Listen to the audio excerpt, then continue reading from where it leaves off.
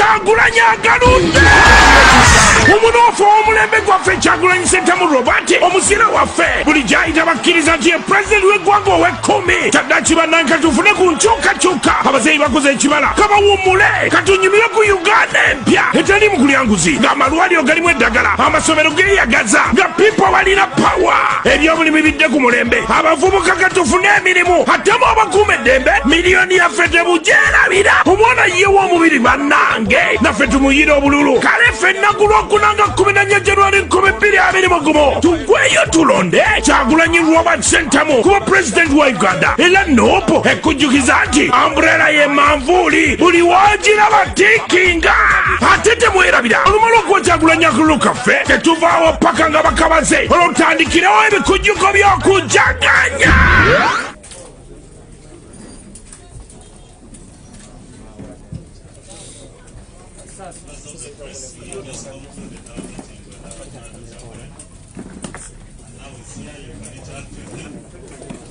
The chairperson of the Electoral Commission will also talk to you later. So you're welcome. Lewis, I didn't say you were one. Okay. This where's our sanitizer? We don't use that. Okay.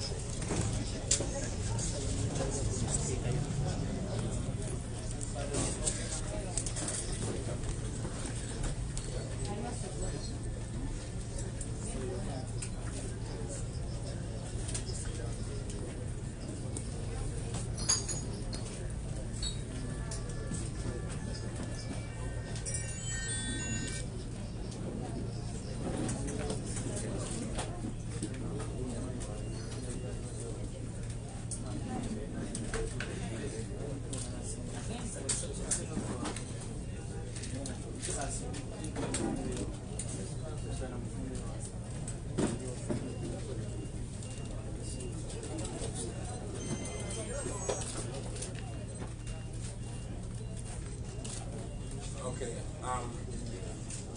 Thank you very much, members of the press. We always appreciate the opportunity to amplify our voices to the people of Uganda and the people of the world. Now, as all of you are already aware that yesterday we were invited or summoned by the Electoral Commission, but because I am a party candidate and I'm representing the National Unity Platform political party, and it's within the law that we can delegate the Deputy President in charge of Uganda region, and the delegation came here.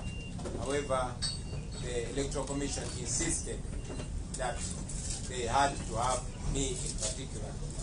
We have put it to the chairperson of the Electoral Commission. I personally put it to him, and that goes further to expose how much the Electoral Commission does not regard institutions. We have said it severally that we believe in strong institutions, not strong individuals. However, now that I personally came, I also took opportunity to put it straight to the chairperson of the Electoral Commission.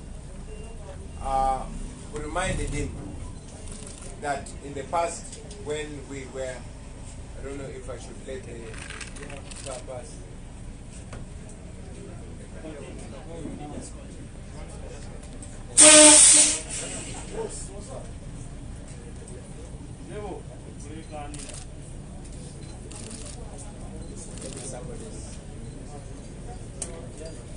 I have to make sure it's not deliberate.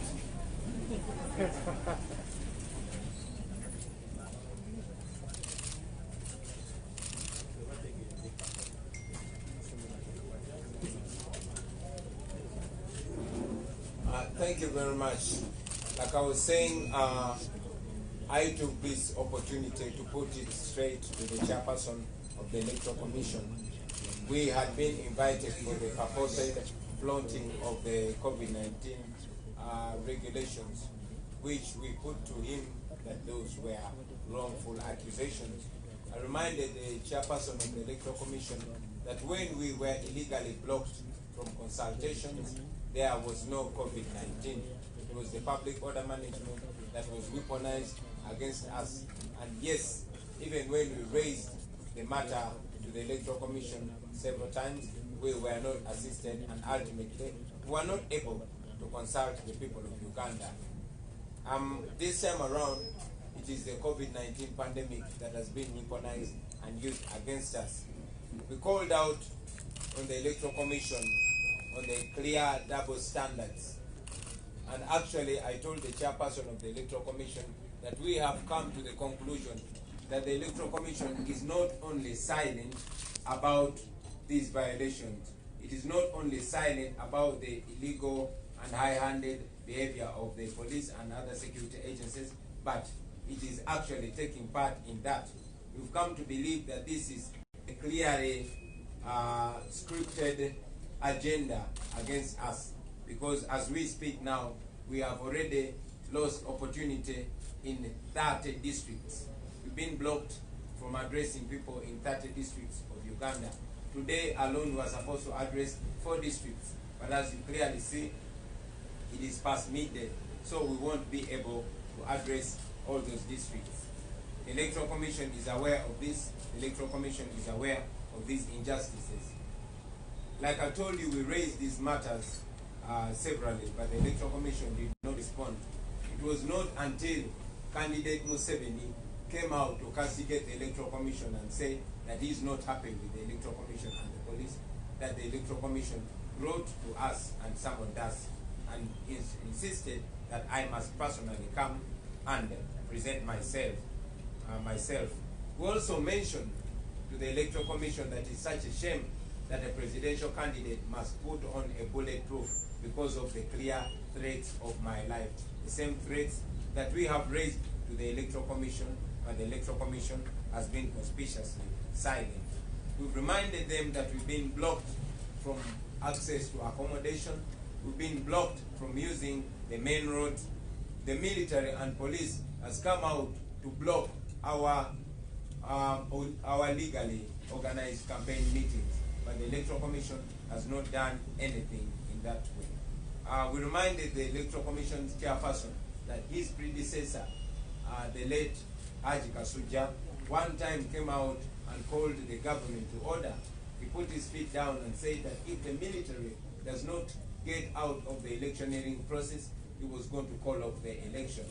This time around, the military and the police seems to have taken over the election, but the chairperson and the whole Electoral Commission has not come out to say anything about that. And yet the precedent has been set in the past.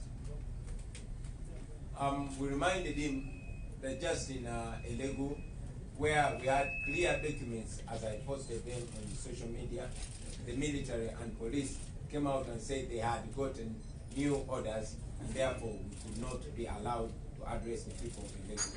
And in the process, an innocent civilian, a lady, was shot and lost a leg. Many things we shared, but it was clear that the Electoral Commission is not in charge. They once again promised us to reach out to the security forces. They promised us that they are going to engage the police. But again, these are the same promises that the Electoral Commission has been giving us, but not coming clean to them.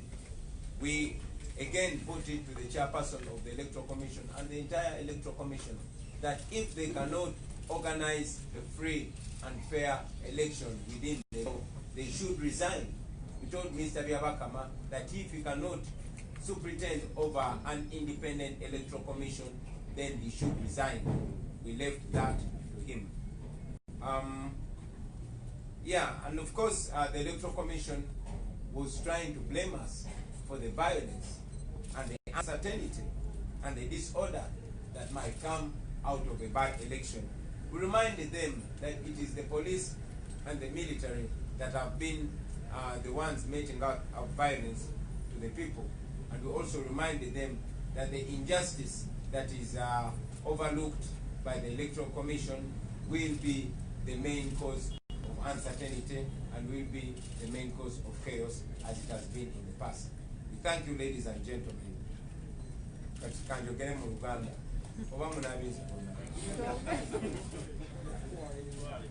Basebo ne banyabo tubebaza olw'omukisa guno okwongerayo amaloboozi gaffe eri bannayuganda bannaffe wano mu ggwanga n'abo abali ebweru w'eggwanga. Olunaku lwaleero oluvannyuma lwa ttiimu yaffe eyabadde ekulemberwa omumyuka wa president wa National Unity Platform okujja okusinkana akakiiko k'ebyokulonda nga bwe twabadde tuyitiddwa. Akakiiko k'ebyokulonda kalemeddeko ne kagamba nti kaagala kandidate yennyini ajje, era tukibagambye nti mu mateeka nkiikirira ekibiina kye bayita National Unity Platform. Kino kibiina si kya muntu omu nga nze, nange kikiikirira bukiikirizi nga president wakyo. N'olw'ensonga eyo kyabadde mu mateeka era kiri mu mateeka okukiikirirwa delegation eyabadde eze okukiikirira, era kyongera okwoleka akakiiko k'ebyokulonda bwe katassaamu kitiibwa bitongole, kubanga mu mateeka ekitongole kisobola okukiikirira omuntu. Naye era engeri gye balemeddeko ate nga ffe tukondera amateeka, twasazeewo ne tusazaamu kampeyini n'envuga ne tuvuga emmotoka essaawa ezasusse mu 10 okusobola okutuuka wano. Kakati nno ekyo mu mbeera eyo kyajuza disitulikiti 30 zetwakalemesebwa okutuukamu, nga tulemesebwa poliisi, mpozi ate eggulo nga tulemesebwa akakiiko k'ebyokulonda akatuwaliriza okusazaamu kampeyini yaffe mu bitundu ebyo okusobola okujja. Tukibagambye nti tutuuse ku nzikiriza y'akakiiko k'ebyokulonda tekasirise busirisi ku bikolobero ebitukolebwako poliisi n'ebitongole ebikuumaddembe ebirala, wabula akakiiko k'ebyokulonda kati kirabika lunye tinako kenyigidde mu puroguramu eno erabika nga yategekebwa okutulemesa okukampeininga, okutulemesa okutuuka mu bitundu by'enjawulo eby'eggwanga. Ekyo tukirowooza kubanga mwami Museveni candidate naye abadde atambula nga asinkana abantu nga bwe tugenda okubalaga mu bifaananyi bino, naye ye tebamuyise, akakiiko k'ebyokulonda tekamuyise. Akakiiko k'ebyokulonda tuzze nga tuleeta okwemulugunya mu buntu ne mu buwandiike, kwemulugunya tulemesa okutuuka gye tulina okugenda, okutulemesa okukola amakubo, okuyita mu makubo ag'olukale, okutulemesa okwogera n'abantu ababa bategekeddwa okwogera okutuwuliriza, era nga n'akakiiko k'ebyokulonda kamanyi. Nga twemulugunya olw'ettemu eribadde likolebwa, nze okutuuka okutambula nga nyambadde bulletproof, kya buswavu eri akakiiko k'ebyokulonda, kya buswavu n'eri ebitongole ebikuumaddembe, kubanga mwena bannayuganda mukirabye nga bannegezezzaamu okunzita emirundi egisukamu 2. Ebyo byonna byonna tuzze nga tubyemulugunya mu kakiiko k'ebyokulonda naye nga kasirise. Naye kandidate Museveni bwe yavuddeyo olunaku lw'okwosa eggulo n'agamba nti si musanyufu eri akakiiko k'ebyokulonda. Akakiiko k'ebyokulonda kaddukiddewo ne katuwandikira ebbaluwa ne katuyita tujje twenyonyoleko. Ekino nno kiraga nti waliwo kyekubiira, kiragira ddala nti waliwo kyekubiira mu kakiiko k'ebyokulonda. The Electoral Commission is operating on double standards while they are summoning us for the same things. Candidate Museveni continues to go around addressing massive rallies, carrying out processions, but the Electoral Commission is paying a blind eye to him. Twakyogeddeko n'akakiiko k'ebyokulonda ne tubategeeza ebimu ku bifo byetulemeseddwa okutuukamu, newankubadde ebitongole ebikuumaddembe n'ab'obuyinza mu ebyo bitundu baadde bategeezeddwa okugeza mu kitundu ky'Eregu. Amagye ne poliisi baavuddeyo ne bagamba nti weewaawo tulina ebiwandiiko byonna ebitwetagisa ebitukkiriza okwogera n'abantu abo, naye order yabadde ekyuse era ne batuganda okutuukayo. Mu kanyolagana ako omukyalo omu atalina musango bamukubye essasi era twategezeddwa nti bamusazeeko okugulu. Akakiiko k'ebyokulonda kabadde kakituteekako nti ffe tuviirako poliisi okozesa eryanyi n'okutta abantu, era ffe tuviirako embeera okutabanguka, neera tukategeezezza nti poliisi n'amagye bwe batabangula eddembe, bwe bakuba abantu, bebatta abantu bebakuba bannamawulire nga bwe muzzemu laba n'olw'ensonga eyo siffe era ne tukategeeza nti obutali bwenkanya obwakakiiko k'ebyokulonda ate nga kakulemberwa mulamuzi bwe buyinza okuvaako obutali butebenkevu mu ggwanga nga bwe tukiraba mu byafaayo bya Uganda. Twongedde n'obabuuza lwaki kandidate Museveni ye tebaamuyise ng'agenze mu maaso okukola ebyo bye banenya ate ffe okukola. Era tugenze mu maaso ne tusaba akakiiko k'ebyokulonda nti bwe baba tebasobola kukola mirimu gyabwe mu ngeri eraga nti tebalina kyekubira, ekikolwa ekyandibadde kisinga okubeera ekyekitiibwa kyandibadde kyakulekulira. Kati munzikirize balage ku evidence ezimu zetulaze akakiiko k'ebyokulonda ne mwami byabakama. Wano kandidate Museveni nga bwe mulaba yali n'abayimbi basasula okukola ebivulu. Basibye omuyimbi Omunigeria nga bamulanga okola ekivulu mu Uganda, naye bano babikola misana ng'ensi eraba ate bakikola na mu luguudo. Akakiiko k'ebyokulonda katulaze nti tekakimanyiiko ekyo. Wano baali Luweero nga bataddewo ekivulu mu luguudo mu Makati. Akakiiko k'ebyokulonda ne mwami byabakama batulaze ekyo tebakimanyiiko. Ne wano baali Luweero. Olunaku lw'okwewandiisa oba nomination lwe bankwata ne bansiba bino ebivulu mwami Museveni bye yali ayisa mu kibuga. Naye era akakiiko k'ebyokulonda paka kati omwezi mulamba kevudde nti tekannaba birabako. Yeno embeera nga bwe badde etambula mu kampeyini za mwami Museveni. Wano mwami Museveni yabadde embalala, naye akakiiko k'ebyokulonda kakulaga nti tekakimanyiiko. Batugaana okwogera n'abantu ebusiya ne bakuba tiyagasi n'abasasi mu bantu. Era eyo kampeyini tetwagikola ebusiya, naye mwami Museveni wano yabadde busiya.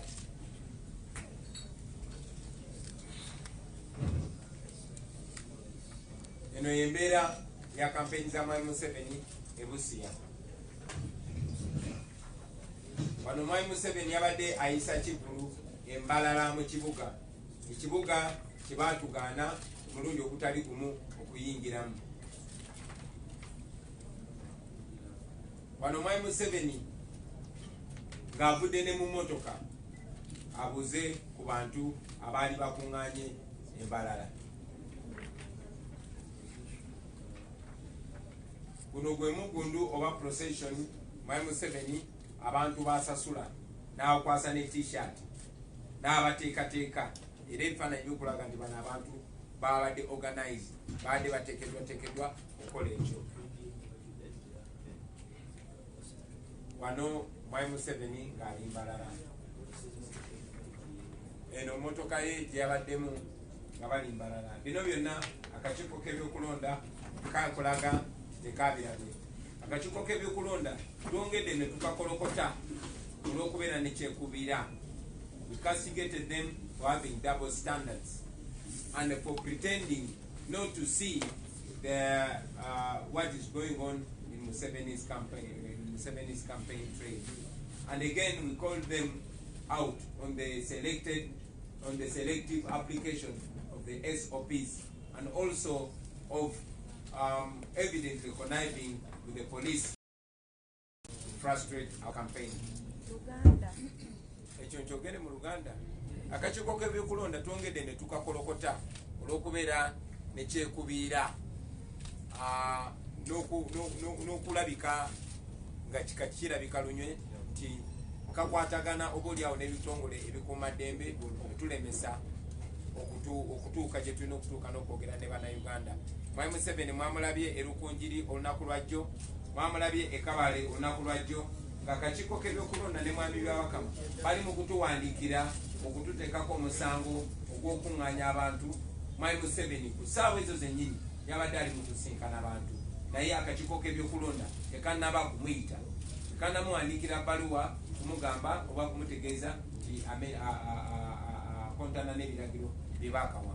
N'olw'ensonga eyo basebo ne bannyabo tuddamu bategeeza nti mwami byabakama n'akakiiko k'ebyokulonda tubategeezezza nti bwe baba tebasobola kuteekateeka kalulu kano mu mazima n'obwenkanya okukateekateeka mu mateeka ekikolwa ekyandibadde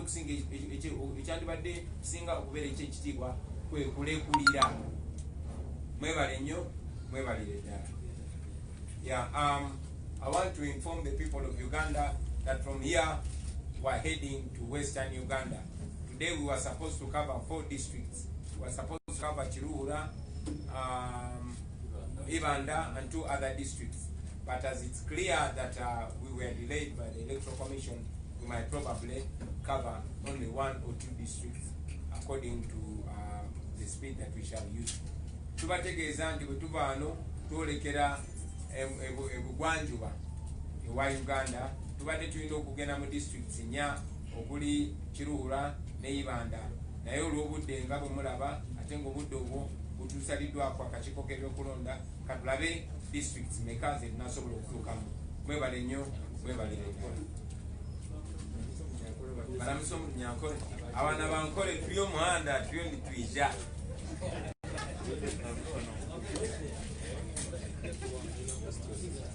But are you people accredited?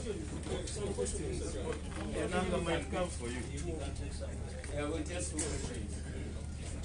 Yes, my name is Charles. I've seen a letter from SSC, the book, and they are listing a number of social media platforms which are affiliated to you as Global Chabrani Center. Have you seen that letter? What next? Well, that goes further to expose the level of dictatorship, the level of repression in Uganda today. You saw how journalists were clobbered for covering the irregularities, the injustices, the criminality that was being unleashed by the police and the military. And yes, you journalists know that your accreditation has been revoked because the regime is panicked, the regime is scared. It's scared because we are living in a generation where news goes far and wide. Now, they are going as far as trying to stifle the private voices. We are still alive because there are cameras. I've said this many times that our weapon in this generation is the camera. They have the guns, but we have the camera, and the camera exposes them. One of our friends, Ariho Nobat, would still be in torture chambers up to now because the police had wanted to use him to cover its evil attempts on my life. But thanks to the cameras, every evil was covered by the camera, and our brother is free now. You will also note that international journalists have been deported because the Museveni dictatorship fears the truth going out in the world. So that's the writing to Google and the all that is being done to stop for the media to stop them from exposing the criminalities of the regime, as opposed to show how panicky the regime is. But the more panicky they are, the more assurance we get that they are on their way out. Uganda. Uganda. No, it's Uganda.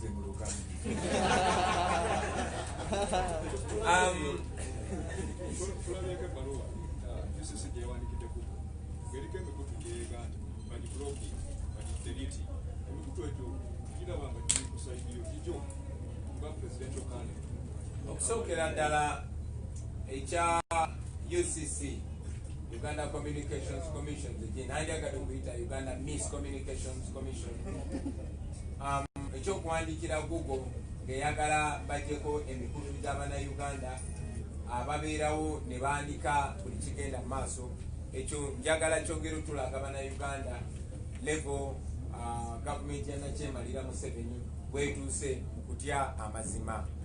Nze nga nkibagamba nti ffe tetulina mundu, tetulina byakulwanyisa, naye ekyokulwanyisa kyetusinga okuba nakyo ye kamera. Ekyokulwanyisa kyetusinga okuba nakyo ge mazima agatali masengejje. Mwakirabye nti bwe twabadde nga tukwatibwa roadblock nga tusibiddwa emabega ne maaso nga poliisi n'amagye baagala otukolako ebikolobero, bakubye bannamawulire bangi bakyali malwaliro, abalala bavuddeyo n'ebisago. Lwaki bakuba bannamawulire? Kubanga tebaagala ebikolobero bye bali mu kukola birabibwe ensi yonna.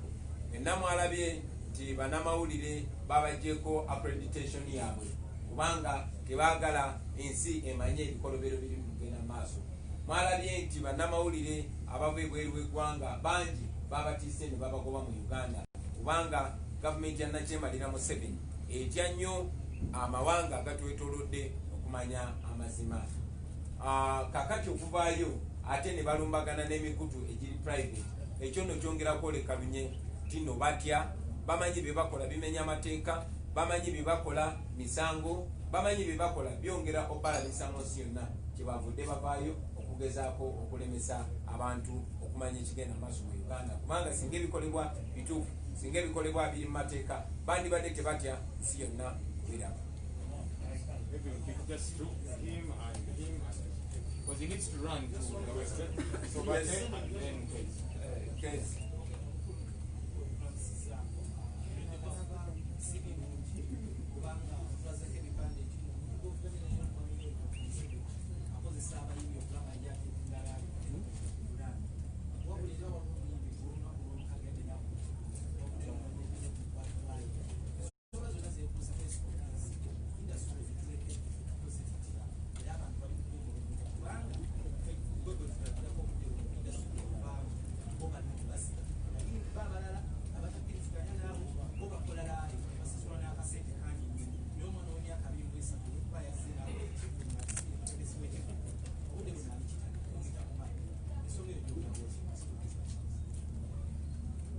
Webale nnyo newankubadde case ofubye nnyo okunzika mu bwa president okunziza mu buyimbi naye nja kuba musanyufu okukiddamu ekyo ekibuuzo nga presidential candidate ate era ng'omuyimbi Munnayuganda.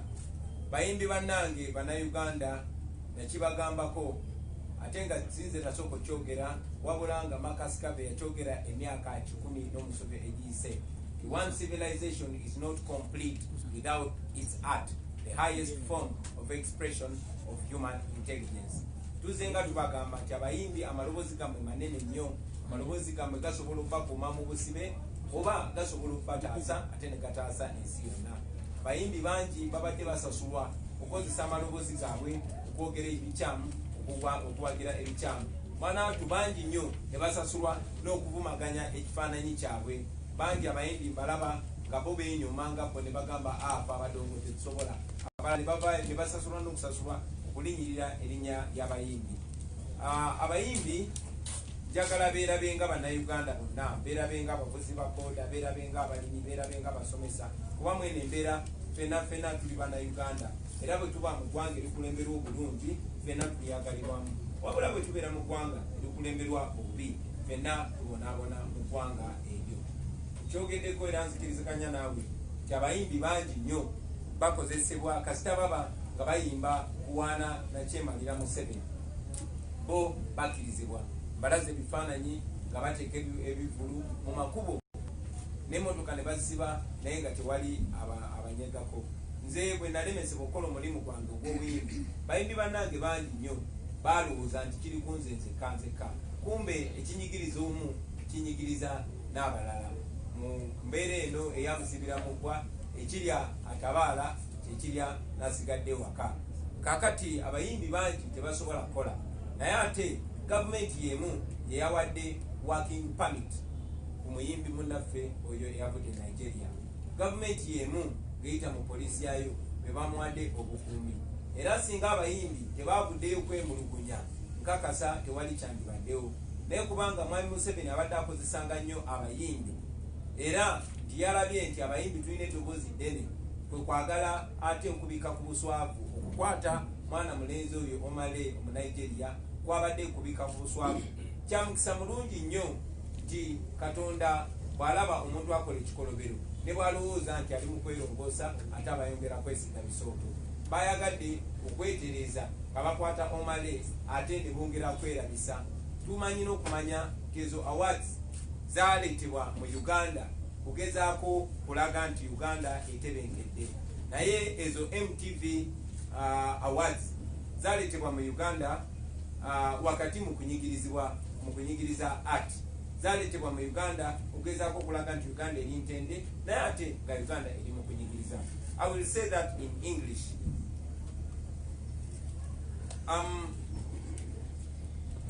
The fellow artists have been used in the past to manipulate their loud voices for the benefit of the dictatorship, not knowing that the voices that could actually free them and those and their fellow Ugandans are actually being used to enslave them further. I told the artists before, and as a matter of fact, I was only reiterated what was said more than 100 years ago, that one civilization is incomplete without its art, the highest form of expression of human intelligence. And I called upon artists to know how powerful their voices are, especially in a very critical time like this. Now, the awards that were brought to Uganda were not brought to Uganda in good faith. They brought to Uganda to cover up for the injustices. I really did not disagree with the MTV awards coming to Uganda in the face of injustice in a country where some artists are not allowed to perform, in a country where some artists are not allowed to express themselves, in a country where some artists are stifled on account of their political views.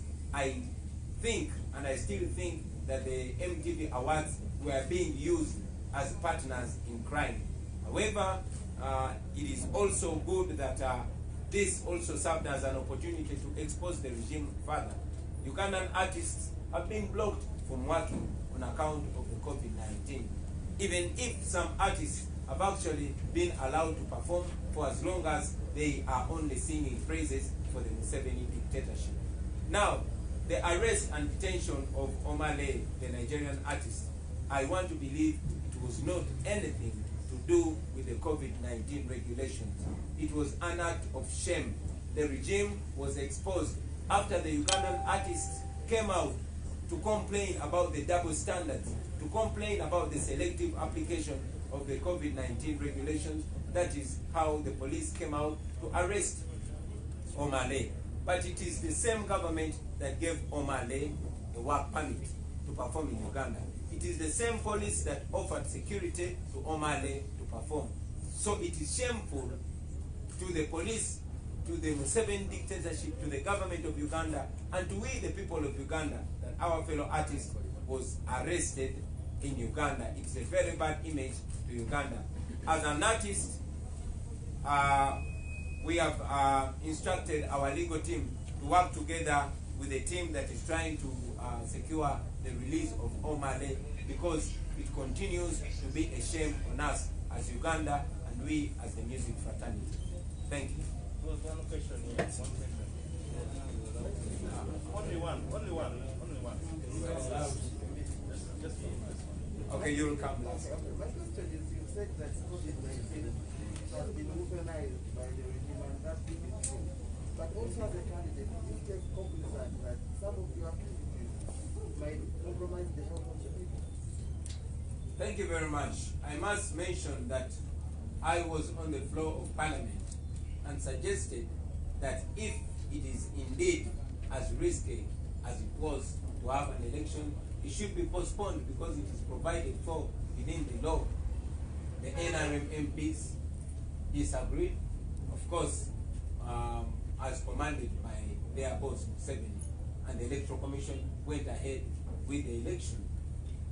I was also the first artist, maybe in Uganda, or maybe in the world, to come out and sing and sensitize the people about the COVID-19. So we are aware of the COVID-19 pandemic in Uganda. But again, I must inform you that the Museveni misgovernance is more dangerous to the lives of the people of Uganda than COVID-19. More people have been shot dead than the number of people that have died of COVID-19. So it is more urgent to get better leadership, to have a well-governed country, and that is the only way we are going to manage the COVID-19. After all, the Museveni dictatorship is fighting COVID-19 using guns. They have bought more police patrol cars than ambulances. They have passed out more security personnel than medical personnel. So you know that to them, staying in power is more important than fighting COVID-19. Thank you. Yes, you. You wanted to know, in conclusion, have you agreed with the Electoral Commission that it should not hold big gatherings, or it's going to be business as usual, since you say that you don't agree with them on many fronts? We informed the Electoral Commission that we don't hold big gatherings. The supporters that see us out there and also have been being blocked from radio and TV stations, our supporters can only hear from us on the rallies. We continue to encourage them to social distance, and in any case, the military and police tear gases them, and they listen to us from far places. We also continue to encourage our people to wear masks and do as much as they can to.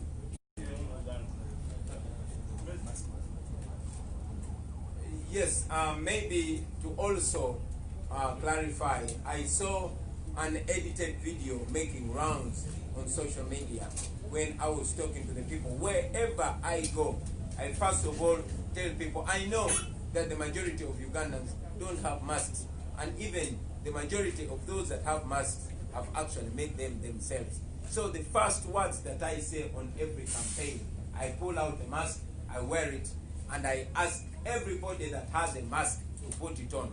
And I go ahead to say, if you don't have it, it's all right, for as long as the person that is next to you has it and is wearing it. And for those that don't have masks, I always encourage them to social distance. So it is not true that I condone the non-wearing of masks. Thank you very much. Uganda. Uganda yanje katono.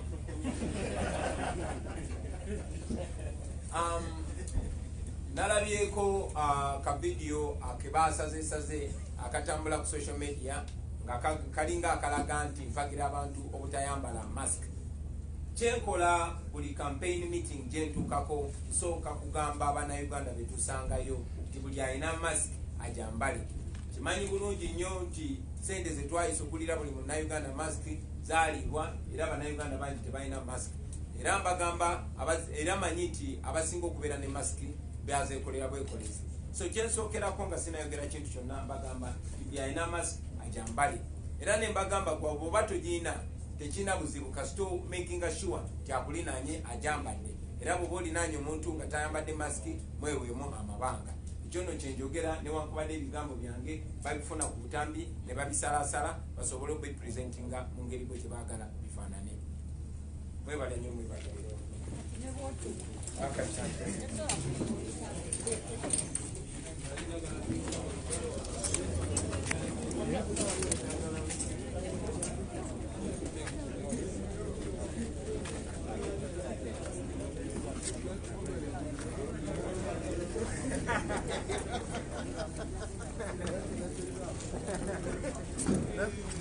Pakira para nosotros en ciudad.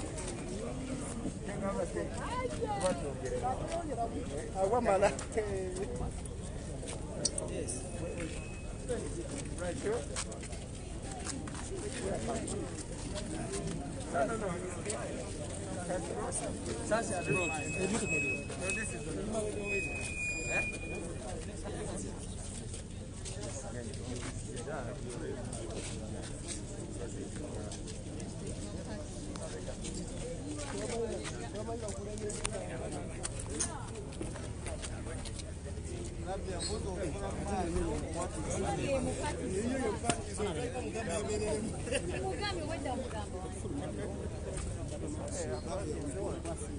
we are blocking those people. We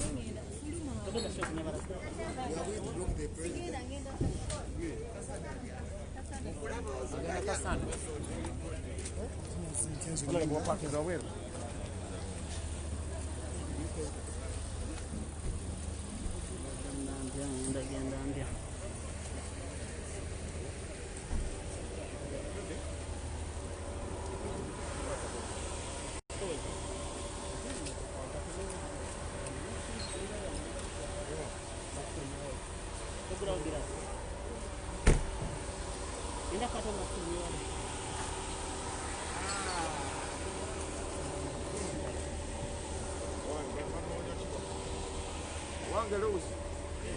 You want to take over my commission?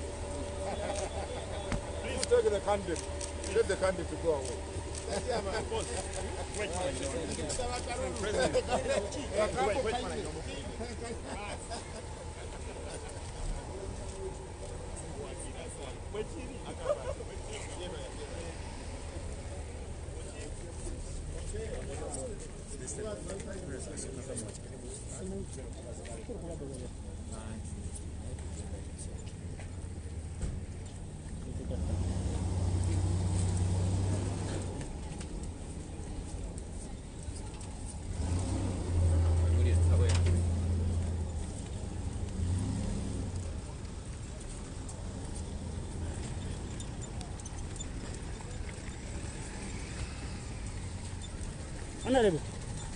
Honorable. Ngenda vira ko walinga kusera.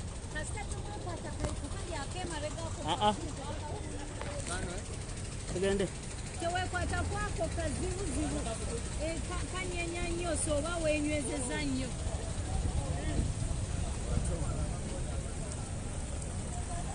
Era kuyokubira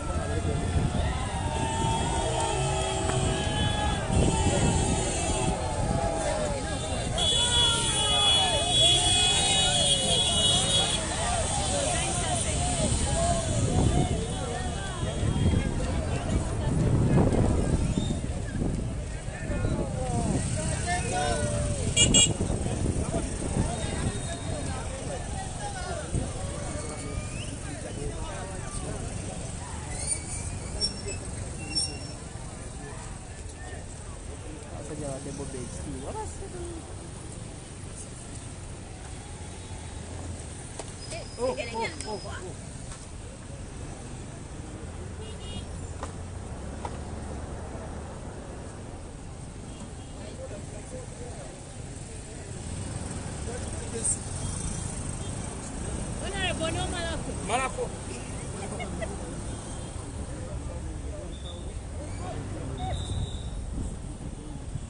I know.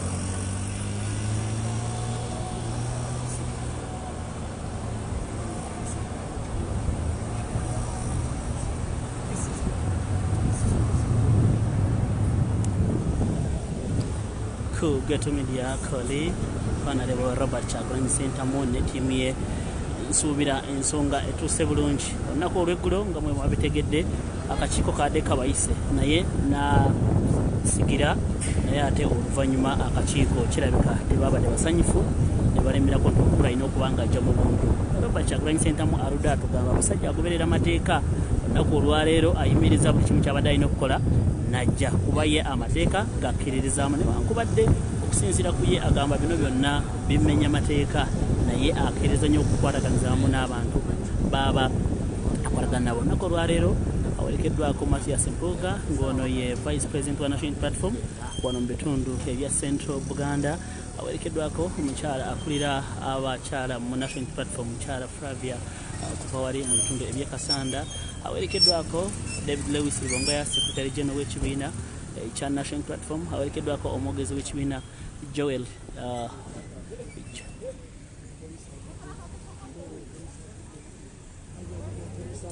awerekeddwako omwogezi w'ekibiina Joel Senyonyi. Awerekeddwako banamateeka be Mwami Segona akali amagwa Benjamin Katana n'abalala bangi nnyo. Meeting ewedde naye okusinga biba bibuuzo byeyalekayo tebabituukiriza ne leero aleseyo ebirala wabula abawadde obujulizi bw'ebifaananyi obulaga nti ne candidate Museveni naye kennyini bye bamuvunaana byennyini byakola. Wano wewali ekibuuzo ekinene baagala kumanya why Mr. Museveni ye w'ekibiina kya NRM akyalemedde okugoberera amateeka nga we gaasabibwa akakiiko ak'ebyokulonda ate ye bamuteddeko nnyo olukongoolwa byonna abibalekedde nga ye candidate then akomyoko asabye akakiiko ak'ebyokulonda ng'akulemberwamu omukulu Justice Byabakama alikulire bw'aba kiraba ntasa kutegeka akalulu k'amazima n'obwenkana alina okubanga alikulira ekyo bwe kinaaba kikoze ki ekinaaba kiganye because akkiriza nti ng'omuntu yenna asooka nga alemereddwa wabula kinaamusabye alekulire mu mirembe si ejja kumutegeera bulungi mu kifo ky'okwerimbika mu nteekateeka zino ez'okuba nti bamuburayizi nga babategeka akalulu naye ng'akalulu kakyaganye ono aganta akakiiko k'ebyokulonda kennyini kenyigidde butereevu mu kumulemesa okukola emirimu gye ng'omuntu olw'ensonga nti bw'otunuulira ebigenda mu maaso yandibadde etteeka limuwa omwaganya okusindika omuntu omulala naye etteeka akakiiko k'ebyokulonda baalivuddeko ne bagaana okubanga bamuwa olukusa luno okusigalayo kalaga nti n'akakiiko kennyini kenyigira butereevu mu nkola ey'okubanga kamulemesa okukola emirimu gye wano mu nsonga y'emu asabye abo bonna bali mu mulimu gw'okuba nti bakola omulimu gwa security bakola omulimu gwabwe baleme kukola kyekubiira nga bwe kize kirabika mu nkuŋŋaana z'esaako ne districts ez'enjawulo so bingi nnyo betwogeddeko naye ng'abamawulire abuuziddwa ku nsonga ya Uganda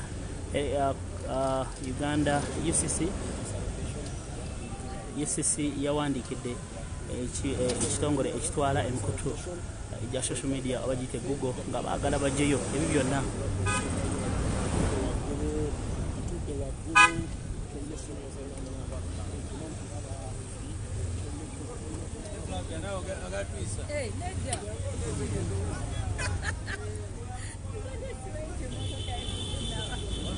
yes abuuziddwa ku kibuuzo ekiwandiiko ekyalabikidde ku mukutu nga UCC omukutu ogutwala amayengo g'empewo mu ggwanga lyaffe Uganda bawandiikidde Google okulaba nti ejjayo byonna ebize bigenda mu maaso ku mpewo za online n'emikutu egimu okuli Geto Media saako n'ebirala babasaba peegi zino zijjibweyo olw'okuba nti boolyawo zigenda maaso n'okuweereza ebintu ebisasamaza okusinziira ku wandiiko kino bagamba nti emikutu gino egyaviirako abantu abasuba mu 5 abaafa gye buvuddeko nga Kyagulanyi amaze kukwatibwa wabula tetunaba kumanya security ya Google oba abavunaanyizibwa basazeewo ki Kyagulanyi agamba bino byonna byabufuzi biriwo okulemesa bannayuganda okumanya ekigenda mu maaso mu nsi yaabwe Uganda naddala nnyo eri amawulire gano aga online agatalimu editing oba agatalimu okusooka kubakwatamu nga bwe kize kirabika mu nfunda ez'enjawulo so yembeera eyo Kyagulanyi akyagezaako kubanga ayogezanya n'akakiiko k'ebyokulonda okulaba nti katereeza embeera ekyagaanye oluyolu Kyagulanyi akakasa nti olunaku olwaliro abadde n'otandika ne Western Uganda mu disitulikiti y'Ekiruhura mujjukira nti wewava abakulu ne Mwami Museveni eyo yasibuka ebitundu ebyo olunaku olwaliro gy'adde alina okubeera n'ebitundu ebirala disitulikiti endala 4 naye olw'embeera akakiiko k'ebyokulonda tasobodde kubanga agenda ono akakasiza nti asuubira bwe bunaazibira ajja kubanga at least akavalinzeeko 2 bwe zigaana at least emu asobole okuba nga atandikira olunaku olw'enkya kitegeeza ki nti olunaku olwaleero ajuzza districts 3 ezo zonna ezimu azituuseemu n'atoogera n'alemesebwa ebitongole ebyokwerinda ate nga n'ezimu tasobodde kuzituukamu nga bwe mwalaba ebyali mu bitundu ebyerira recently n'ebirala bwe bityo ebize byetolera ku nsonga bwetyo so districts 3 tanaba zituukamu olw'embeera bwetyo agamba nti bino byonna bigezaako mutiisatiisa naye ng'omuntu ye taweddeemu maanyi abantu baitu aba Western Uganda erisooba Kyagulanyi Robert Sentamu president w'ekibiina kya National Platform yashimire kuba jombi kiweka byokwe alikubaramusyaho alikubashaba kalulu okusinziira aha tiimu ye Hemba Jangu botu bakishaba wobala mbebaza bwebaza banyayuganda konka abw'enshonga y'akakiiko k'ebyokulonda okumwetera izooba bazayo baganira konka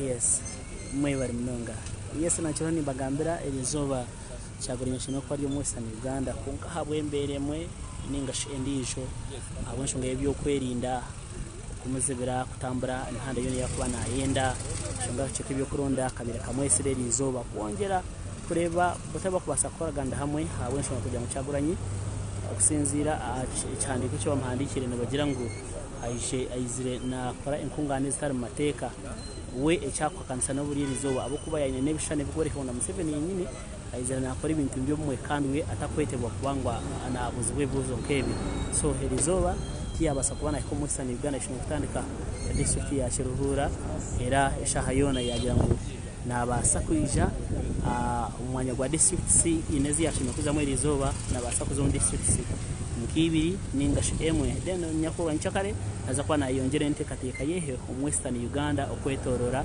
ihanga ryona ko kwabira byo mu Northern Uganda abire ari omu Western Nile abire ari omu Eastern Uganda obasoga abire ari omu Karamoja so ni mu Western Uganda Kyagulanyi Action Platform President aho naija akongera kutambuza enjiri y'emirembe hamwe n'obwegita okureba ngo mwatambuza enshonga y'akarura ka 2021 naronda kubera president w'ikumi mu ihanga ry'iti Uganda yishwa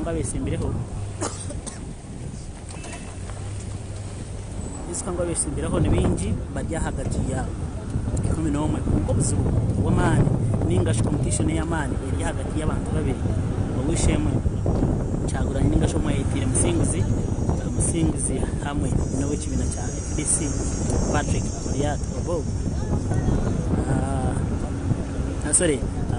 Kyagulanyi batisentamu wa National Platform hamwe na mzee Yoweri Museveni tabahaburwa igishaha ari mu ntebe myaka 7 kumane ngasho kuvuganya kwa mane kuri hagati y'abantu baberaho abanyihanga nimwe kuza kusharaho no hashime kwa president amahago amwe 2021 bingi bine ebirohozo bingi bine subi umusigaza mutogo myaka 3 na mushanje shaheji okurgamba cyeka byagomba ayizire akiri umusigaza muto byagomba zahariya umurkamo cha gakamo cy'ishaha nabera magere konka isiyona icyengere message ye Kyagulanyi arikwembera group y'abasigazi bingi abakwenda impinda hinduka umunsi yabo n'abajyamusebeni byakozire abikosire konka kirebuka ngo hiyahika takintu cyakwasa kongera yihangeri na agenda mission kushisha ibyo bice byakozireho so niwe mushaka kugira ngo ahumure imirembe bashomo babare basoba babone kwatara hamwe Kyagulanyi bingi bizimbagira ngo muri yaho president y'amakuntera naza kubana abatona asaba Kyagulanyi shana Aizel na kigamba burizoba umurimo guheta kusaba president ari umutebe wabura umurimo gwehe no kurenga ihanga Uganda ryene kitenisa yafuna president abira president yago muntebe yahumura sina kindi ihanga rwasokusigarande muyebuzaho uko umuntu ayabira yo mutebe so yona Kyagulanyi abaha answer so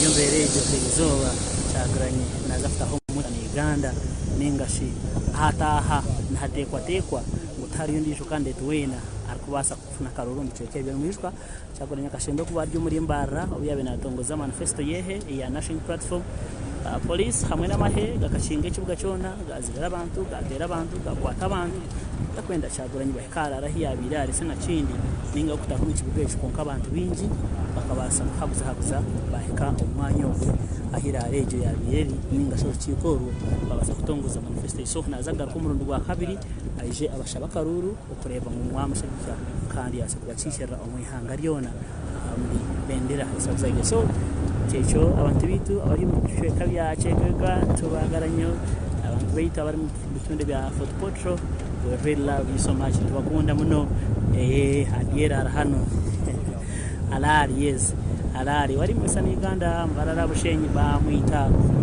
muchunguzi no musinguzi.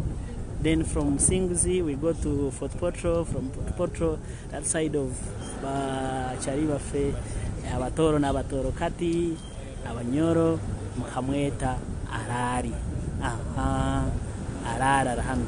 Then sides of Teso this guy has a name. So what you were to read Ghetto Media, what you were to tabulida nimi kun nimi. For those of you are following us from abroad, those are in Uganda, we really salute you so much. Thank you for loving Ghetto TV. Thank you for loving Ghetto Media. We are always here to give you, though we have some problems there and there, but we are trying so hard. We want to thank the technical team for fighting hard in order to make sure that we are still on.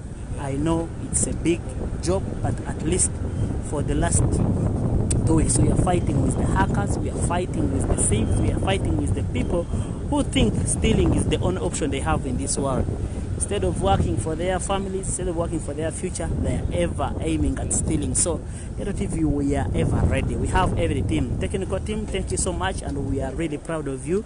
I know you are doing a great job to make sure that we are on today and tomorrow and forever. Ghetto Media is here to give you. We are not serving one person, we serve our nation. And well, they are also not protected. Well, they also have masks. Yeah, as you can see, Robert Chagulanyi Ssentamu is followed by military, Uganda police and army from Kamocha, from Electoral Commission, the quarters to his office, Kamocha, where he's going to start the journey ahead to the western Uganda. That's the life that Chagulanyi is passing through. He has been at EC from morning, the meeting has taken 3 hours in order to come out and talk to the press. His life is they have not agreed about anything on what they should discuss last week.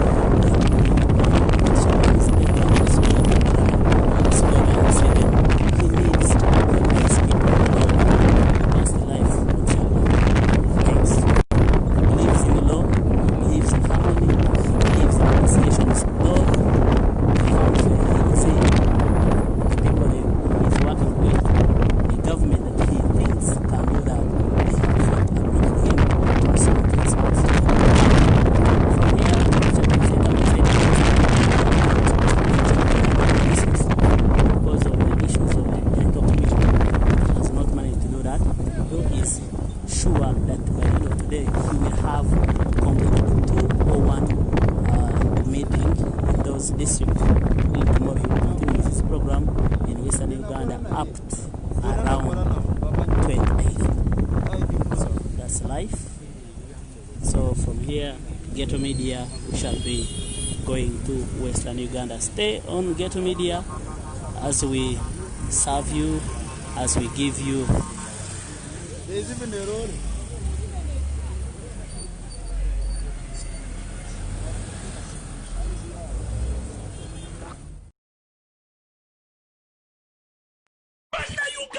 Chagulanyi agaludde omunoofu omulembe gwaffe Chagulanyi Ssentamu Robert omusira waffe buli gyayita bakkiriza nti ye pulezidenti w'eggwanga ow'ekkumi kyaddaaki bannanka tufune ku nkyukakyuka abazeeyi bakoze ekibala kabawummule katunyumire ku Uganda empya etali mu kulyanguzi ng'amalwaliro galimu eddagala amasomero geeyagaza nga pipo balina pawa ebyobulimi bidde ku mulembe abavubuka katufune emirimu atemu abakuuma eddembe miliyoni yaffe tebugyerabira omwana ye w'omubiri bannange naffe tumuyire obululu kale ffenna ku lwokunanga 14 January 2021 tugweyo tulonde Chagulanyi Robert Ssentamu kuba pulezidenti wa Uganda era noopo ekujjukiza nti ambrela ye manvuuli buli wagira batikinga ate temwerabira olumala okuwa Chagulanyi akululu kaffe tetuvaawo paka nga bakabaze olwotandikirewo ebikujjuko by'okujja